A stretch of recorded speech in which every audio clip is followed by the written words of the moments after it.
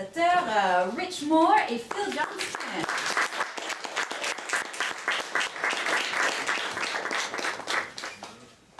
Welcome to both of you. Bienvenue à tous les deux. Merci. C'était quoi vous parlez français? Un petit peu. Un petit, c'est bien. Quel était le plus grand défi de ramener Ralph et Vanellope au grand écran 6 ans après l'original? What was the biggest challenge for you guys bringing these characters back to the big screen 6 years later? Well, I would say, there wasn't a big challenge bringing them back because we love the characters so much. Like Phil and I always say that we're not crazy, but we think of them as real people almost because they represent so much of people we've known and little bits of ourselves, each one of them. So it was actually a huge pleasure to bring them back. The biggest challenge was, can we come up with a story that warrants bringing these characters back? Voilà. Donc J.J. Rich nous dit, en fait, c'était pas vraiment un défi, parce que vraiment ça a l'air un peu bizarre, et je vous jure, on n'est pas fous, mais vraiment ce sont des personnages qu'on aime, et pour nous, on dit souvent, sont comme des vraies personnes dans le vrai monde, parce qu'ils représentent vraiment en partie plein de gens qui connaissent. Quand ils ont créé des personnages, ils sont inspirés des gens qu'ils connaissent. Donc ils ont dit, pour eux, c'était un vrai plaisir justement de reprendre le film, et le seul défi, s'il y avait vraiment un défi, c'était de trouver l'histoire, justement, qui méritait, pour lesquels ces personnages auraient pu vraiment trouver quelque chose de sympathique. Do you want to add something? Well, I think the challenge with ever making a sequel, I think, is less about honoring the characters who, as Rick said, are our friends, really. It was, how do we make a movie that is not a repeat of the first one, and how do we not make it so radically different that the story is unrecognizable. So that was probably, in terms of making a sequel, that's I think that striking that balance is the biggest challenge. Voilà. Et pour Phil, en fait, le plus grand défi en faisant ce deuxième film, c'était de vraiment trouver le juste milieu, parce que en fait, c'était moins le fait qu'on voulait rendre hommage à ces personnages qui étaient comme nos amis, c'était plutôt comment trouver le juste milieu, ne pas faire exactement comme le premier film, mais ne pas faire un film qui était tellement différent qu'on ne reconnaissait plus de tous les personnages. Anyone have a question? Une question pour vous? Voilà, juste ici. Bonjour, merci beaucoup pour votre film. Il est très dense. Je voulais savoir si vous avez réussi à mettre toutes vos idées dans ce film-là. Et je serais aussi reconnaissant si vous pouvez me parler de La Reine des Neiges 2. Okay, we'll see. Funny question. Okay, now I'm just curious to see if you want to answer the second part. So he's saying he finds the film very, very dense. Were there any ideas that actually didn't make the final cut that you wanted to put in the film? And then he's asking if you could just say a quick word on Frozen 2. Well, I don't know if you know a lot about our process, but we make the movie by remaking the movie. And we remake the movie 7 or 8 times on every film. So in that process, we throw away a lot more than we keep. So there are many darlings on this film that did end up on the garbage heap, unfortunately. Voilà, donc je ne sais pas si vous connaissez un peu notre façon de faire les films, mais on fait un film en refaisant un film. Donc on a fait au moins 7-8 fois ce même film. Donc ça veut dire que forcément on jette beaucoup plus que ce qu'on garde. Donc oui, effectivement, il y avait plein d'idées qui étaient un peu laissées par terre, si vous voulez. And Frozen 2, the story of Frozen 2, Olaf, the snowman, becomes a monster and attacks Arendelle, and man, it's scary. Way to It go. is a scary different It's way not to a go. musical; it's a horror film. A lot of blood, a lot of Whoa. guts. I don't understand What- why they chose to do this. What he does with the carrot nose, it's It's a horrible. weapon. It's awful. Horrible. Voilà, donc vous comprenez bien sûr, il plaisantait, mais il dit Olaf, oh oui, Olaf, il devient un monstre qui s'attaque à Arendelle, et puis c'est très différent, c'est pas une comédie musicale, je sais pas ce qu'il fait avec son nez de carotte, vous voulez pas savoir, bref, c'est un film d'horreur. Ok, I'm not happy with it. Okay, So so I'm gonna go on the record. Voilà, officiellement, je suis pas contente. Alors, l'autre question, qui a le micro? Oui, voilà. Oui, bonjour. Alors moi j'ai une question sur la scène des princesses. Dans le site Oh My Disney, j'avais pu voir une version au D23 une autre au Festival d'Annecy l'an passé. Et en fait, elle a pas mal évolué. Au début, on était plus sur le clin d'œil un peu parodique avec leur caractère. Ensuite, elle a été un peu plus intégrée à l'histoire de Vanellope. Enfin, du coup, comment est-ce que vous avez travaillé l'évolution de cette scène? Okay, so he's talking about the princess scene. He said he saw sort of a rough cut of it, a first draft at the Annecy Film Festival, and he felt like it had evolved a lot. In the beginning, it seemed like it was just more like a little cameo appearance. Yeah. It evolved into more part of the More storyline. tropes and things. Talk us through the process of the evolution of that scene.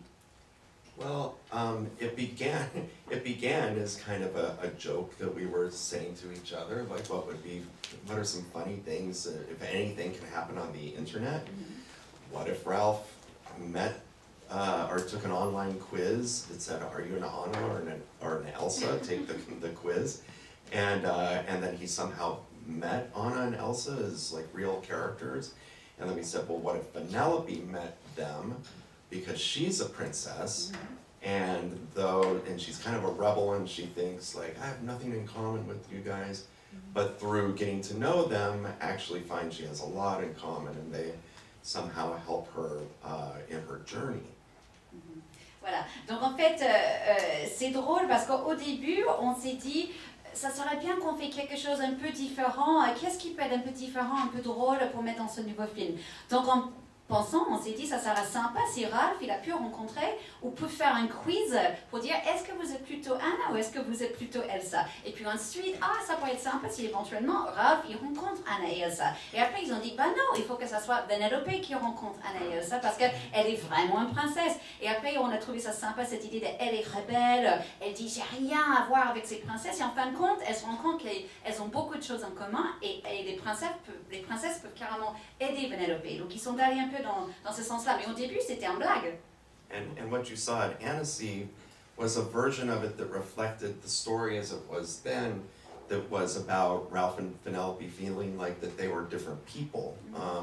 And as our story evolved, the scene had to evolve because it became more about Vanellope needing this advice of really following that dream that she didn't even know existed, in her head. So what you saw was one of the very early scenes that we had animated for it.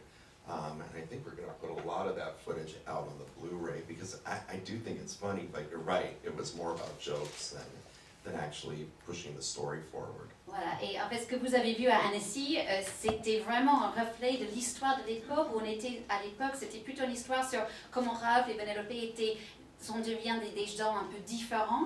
Et au fur et à mesure que l'histoire a évolué, ils se sont dit, on a besoin d'une scène qui évolue aussi avec des conseils, par exemple pour Vanellope, pour qu'elle puisse atteindre ce rêve de son propre identité. Donc effectivement, ça a beaucoup changé depuis ce que vous avez vu, mais on pense qu'on va peut-être mettre ces scènes justement sur le Blu-ray quand ça sort, parce que c'est quand même intéressant de les regarder. Ici. Bonjour, j'avais une question qui fait écho à la première. Je possède le Art of de Wreck-It Ralph et il y a beaucoup de scènes du coup qui ont été coupées, notamment au niveau de Félix Fix et Calhoun. J'aurais aimé savoir s'il y avait une scène en particulier qui a été coupée que vous aimiez et que vous auriez aimé voir. Okay, so kind of going back to the previous question, among the scenes that were cut, she had an early rough draft that had more scenes with Felix and Calhoun. She knows you must have cut a lot. Which one did you cut that you wish you hadn't or that you could tell us about? There could be a whole movie about Felix and Calhoun raising those children. The one I think I missed the most, we had a scene in the middle of the film where we checked back with Felix and Calhoun and the 15 kids, and they were sitting around the dinner table, and Felix and Calhoun were trying to just make small talk and say things like, so, how's the weather today? And I like the weather, and how about you children? Do you like the weather? And it was this very mundane dinner scene like a family has, and then it devolved into a horrible food fight, and they were just praying that Ralph and Vanellope would get the steering wheel apart so they could get the kids the hell out of their house. Ok, Ok. Voilà, donc effectivement, on aurait pu faire tout un film sur Félix et Kaloun avec cette histoire avec les enfants et tout. Mais il y a une scène qu'on a coupée que je regrette un peu, c'était vers le milieu du film. C'était quand on voit un peu comment ça se passe avec Félix et Kaloun et les 15 filles, les 15 enfants autour du table pendant un dîner. Et ça commence très calmement où Félix et Kaloun sont en train de dire « Ah là, c'est bien, il faisait beau aujourd'hui », un peu de discuter calmement. Mais au fur et à mesure, ça devient le chaos total avec les enfants qui sont en train de jeter la nourriture et tout ça. Et ça finit avec Félix et Kaloun qui sont en train de prier pour que Ralph et Vanellope ils réussissent leur mission. Là-bas ici. Bonjour, vous avez fait beaucoup de caméos Disney, Marvel, Star Wars, et vous les avez fait tout en CGI, sauf un, Humphrey l'ours, que vous avez fait en 2D, vous l'avez gardé en 2D. Pourquoi? Il y a lesquels qui ont 2D? L'ours Humphrey. Ok. L'ours Humphrey? Humphrey. Humphrey, d'accord, très bien. Oh. So he says a lot of cameos, Disney, Marvel, Star Wars, a lot in CGI, but one in 2D. Humphrey the bear, why? Well, the theoretical answer to, there is no real theoretical answer to Il n'y a that. pas une because vraie réponse. at first we said, oh, because it's from a short or something, but the serious answer to that is that we wanted to pack the scene with as many Easter eggs as possible. And when the idea came up to have Humphrey in the scene, it was too late to build a CG model of him because it takes so long to build and rig CG models. So we still have several 2D animators working at the studio, and one of them is a legendary artist named Mark Henn, who's been animating at Disney for almost 40 years, I think. Is that right? Yeah. And we said, Mark, can you animate that cycle of the trash, you know, picking up the litter, picking up dance that Humphrey does in the short, you know, so we can put it in the background? He's like, sure, I can do that. And he did it in about a week, you know, and finished that little piece of animation, which would have been impossible to do in CG that quickly, to build something from the ground up. So, though it kind of breaks the rules of our world, I'm glad it's in there. Although there's another 2D element in that scene as well, Mickey. Yeah, at the top of the sorcerer's hat, in that big wide shot, there's Mickey dressed as the sorcerer's apprentice It's in also there too. hand-drawn. That was also hand-drawn, so it was all in service to pack the scene with as much stuff as we could. Voilà. En fait, ce serait sympa de vous dire oui, il y avait une vraie raison théorique, mais en fin de compte, c'était tout simplement parce qu'on voulait mettre autant des Easter eggs, autant de petites surprises que possible dans le film. Et au moment qu'on a décidé de mettre Humphrey l'ours, c'était trop tard pour construire justement ce personnage CGI du début à la fin. Et comme on avait beaucoup d'artistes en 2D qui existent encore au studio Disney, dont Mark Hamill qui est là depuis 40 ans, on est allé lui dire, est-ce que toi tu pourrais nous animer ce petit personnage avec de petites séquences où il prend des ordures et tout ça, comme dans le petit film. Et il a fait, cet animateur a pu le faire en une semaine. Donc il dit, s'ils avaient choisi de le faire en CGI, ils n'auraient pas pu parce qu'ils n'avaient pas tout simplement le temps. Et ils disent qu'ils aiment bien, un fil d'ajout, c'était sympa aussi d'un peu casser les règles de cette CGI par rapport à 2D. On a une autre image où on voit Mickey comme l'apprenti sorcier qui était dessiné aussi à la main, qui est dans cette même scène où on voit plein de personnages partout. Et c'était juste, ça servi, on voulait arriver à plein de gens. I just thought of another one too, Oh, Peter yeah. Pan's shadow. Ah, in il the y a scene l'ombre de with Peter Pan Grumpy. aussi. Yeah. Where was that? The scene with Grumpy, when Penelope runs past Grumpy, Okay. in the background is Peter Ah, Pan's shadow on the wall. Ah, Yeah. ah, ok. Et aussi, donc, on voit l'ombre de Peter Pan, là où il y a Grincheux, en fait, Vanellope passe devant Grincheux, le petit nain, et là aussi, on voit l'ombre de Peter Pan qui était également dessinée sur le mur. Non? Oui? Votre film, bonjour. Votre film prend place dans un environnement nouveau qui est celui de l'Internet. Je voulais savoir quelles ont été les difficultés techniques et créatives que vous avez rencontrées dans la représentation de cet environnement nouveau sur certaines scènes, par exemple. Okay, so the internet is a big part of this new movie. What were the most difficult things from a technical and a creative standpoint of making the internet a real place? All of them. Tout. Too. Because the internet had never really been personified as a place where people live and you know, you can go visit, it was a huge challenge. And I think for us coming up with, working with our production designers and visual development artists, it was finding a metaphor that made sense for the internet. And there was a moment where we thought about it, maybe there's a huge data stream that flows through the internet, and it's with zeros and ones, and that each website has a dock that's up against that stream. So in that version, it was like sort of like Venice, you know? The version we ended up with that actually makes more sense is more like Rome, in that the internet is an ancient city with the oldest part down at the bottom, and then they build layer upon layer like a lasagna or a layer cake. And that's actually kind of how the internet was built. So in our version, the old net, the older net we call it, lives down at the bottom where there are old discarded websites and things. And then up at the top you have, you know, the more modern, present day internet. And coming up with that metaphor is really what cracked it open. But it was hugely challenging. That took the better part of a year to kind of design and figure out what that was going to look like with, you know, several dozen artists kind of all conceptualizing versions of it before we came to that. En fait, il fallait beaucoup de temps déjà, il fallait 1 an pour juste trouver l'idée avec des douzaines d'artistes qui ont aidé à nous le faire. Et en fait, c'était un énorme défi parce qu'avant nous, personne n'avait vraiment personnifié l'Internet. Donc, on ne savait pas du tout par où il fallait commencer. Donc, pour nous, ce qui était important, c'était de trouver une métaphore qui était logique, qui avait son sens. Donc, il dit au début, ils avaient pensé à une sorte de rivière, un data stream qu'on appelle ça, qui était pleine de petits numéros, les 0 et les 1. Et puis, chaque site web était un peu comme un port, si vous voulez, sur cette grande fleuve, un peu comme Venise. Et après, la version finale, où on est arrivé, c'était pas trop Venise, mais plutôt Rome, comme une ancienne ville, en fait, qui était construite sur une autre ville, construite comme ça, avec la ville la plus ancienne tout en bas, et la ville la plus nouvelle tout en haut. Donc c'était un peu plus comme un lasagne, il dit, ou comme un millefeuille, si vous voulez. Et donc du coup, on a travaillé beaucoup et on a jeté beaucoup d'idées pour enfin arriver à cette idée-là, un peu comme la version Rome, si vous voulez. Oui. Bonjour. Vous représentez tous les deux la nouvelle génération chez Disney, notamment parce que vous avez déjà travaillé sur Zootopie.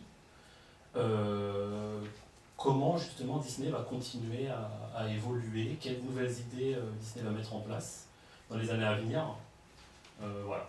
Okay. You're saying you guys both represent the new generation of Disney, if you like, for your work on this film, also Zootopia. How do you think Disney's going to evolve over the years, and what ideas is it going to go toward? How do you see the future of animation at Disney? Well, thank you for that, and it's good to be part of that generation, because I think for a long time Disney wasn't telling contemporary stories that resonated with today. We definitely still do the fairy tale stories like Frozen, but there's still room for Wreck-It Ralph and for Big Hero 6, and it's a continuation of a culture that started some years ago, 10 years ago, allowing the directors to make the stories that are important to them. There's no executives that are saying like, I want you to make this movie and you to make this one and that. It's like the stories definitely come from the director, from his or her heart, you know, and what they want to make, because these movies take a long time to make. So you really need to love what you're doing if you're working on these.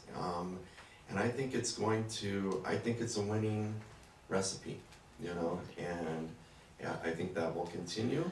And I think we're going to have a more diverse group of directors in the future who will be able to tell stories that are important to them. So I think we'll see a lot of variety in the stories that are told from our studio in the future. Sorry. Non, non, c'est ok. Sorry. Non, donc Rich, il nous dit, en fait, ils sont ravis de faire partie de cette génération. Et c'est vraiment sympa parce que pendant longtemps, Disney ne faisait pas les films vraiment contemporains, les films qui avaient un vrai regard sur notre monde d'aujourd'hui. Donc bien sûr, Disney continue à faire des films comme La Reine des Glaces, etc. Mais aussi, c'est sympa qu'ils puissent faire des films comme Ralph ou comme Les Nouveaux Héros, des choses comme ça. Et je dirais que cette culture a commencé chez Disney il y a à peu près 10 ans. Et pourquoi ça marche? C'est parce que chez Disney, vraiment, ils donnent aux réalisateurs le droit de faire ce qu'ils veulent. Et c'est pas comme s'il y a un grand exécutif qui dit non, je veux que vous faites tel film. C'est vraiment les histoires qui viennent tout droit des réalisateurs parce que, comme il dit, quand on travaille sur un film d'animation, ça dure très très longtemps. Donc si vous n'aimez pas ce film à fond en tant que réalisateur, vous n'allez jamais arriver. Donc il dit, ça c'est une recette qui marche pour Disney, il pense. Et il pense dans l'avenir, en regardant vers l'avenir, il va avoir de plus en plus de réalisateurs de tout horizon, très divers. Et justement, eux, ils vont pouvoir raconter des histoires qui sont importantes pour eux. Et donc du coup, on va voir beaucoup plus d'histoires très variées. Ici. Bonjour. Une petite question. Après les jeux vidéo et l'Internet, est-ce qu'il y a un endroit où vous aimeriez envoyer Ralph et si vous y avez déjà pensé en fait? Okay. So after the video games, after the internet, is there another world you'd want to send Ralph into? If so, what is it? Okay. All right, here we go. So what are the two major inventions of the last, 5 to 10 years, 5 years, that you think technologically that you think are groundbreaking? Donc, quelles sont les deux plus grandes inventions des 5 dernières années que vous pensez ont vraiment révolutionné le monde? Là, il y a les téléphones, moi, les proches de l'Internet. Telephones? Téléphone.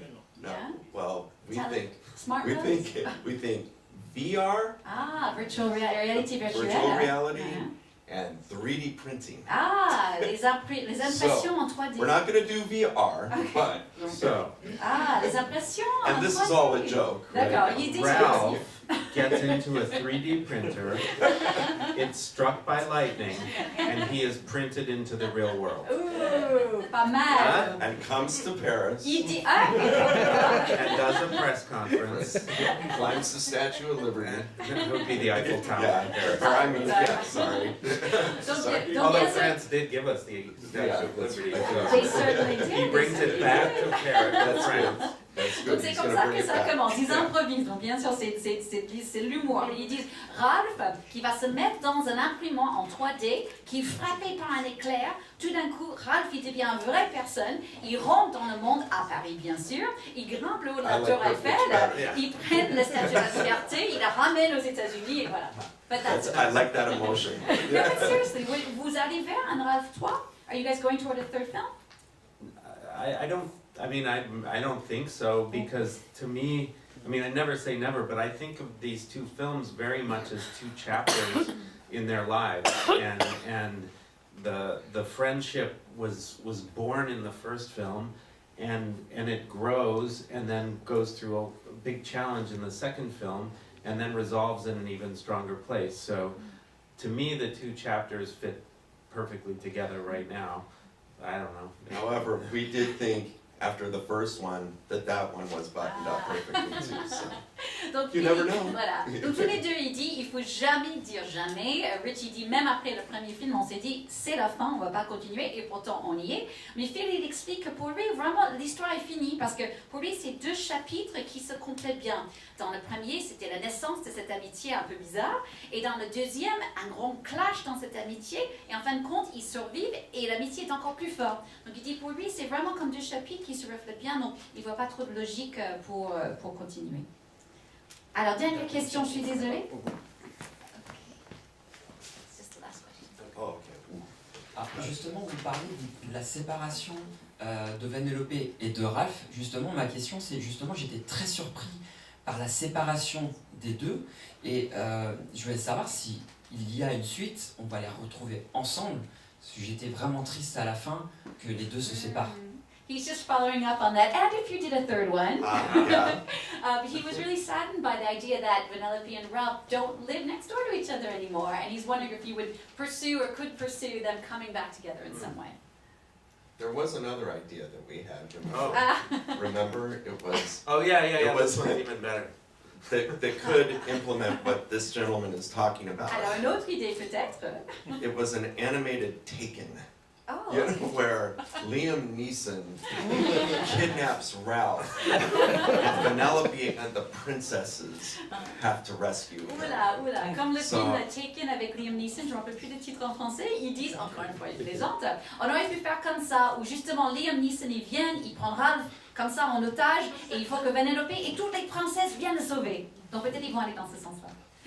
But actually, He doesn't really like that idea. Vous n'avez pas l'idée. I think the bittersweet ending, I think, for me is important because that's more how life sometimes is when, you know, as a parent, when my kids move away from home, it's bittersweet, and yet I have to honor that. When I moved, I lived in a small town in Wisconsin in the middle of the US and moved to New York and had to say goodbye to my friends.